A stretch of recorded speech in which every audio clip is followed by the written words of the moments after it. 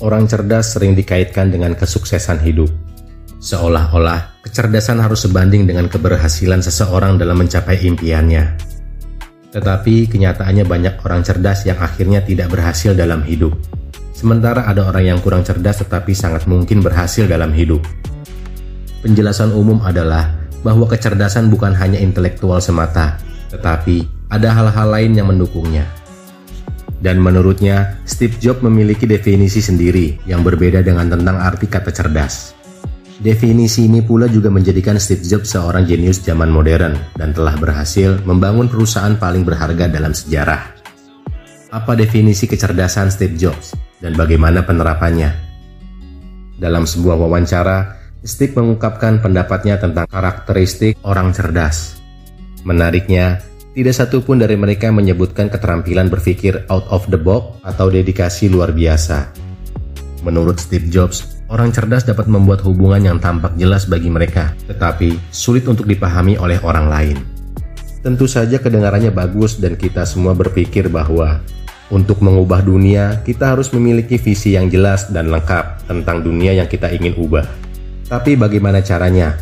Jawabannya ternyata terkait erat dengan pengalaman hidup yang unik. Menurut Steve Jobs, jika kamu memiliki pengalaman yang sama dengan orang lain, kemungkinan besar kamu akan menjalin koneksi yang sama dengan orang lain, sehingga kamu tidak akan berinovatif.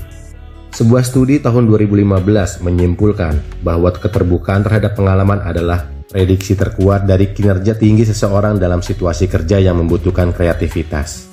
Penelitian juga menemukan bahwa berbagai interaksi sosial yang lebih luas akan membantu dalam hal ini.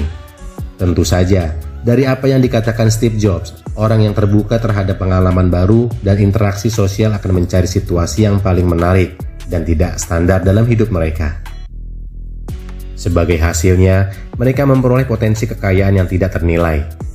Ini juga membantu menjelaskan mengapa begitu banyak pengusaha sukses, seperti Elon Musk, Bill Gates, dan lainnya, adalah pembaca yang serius.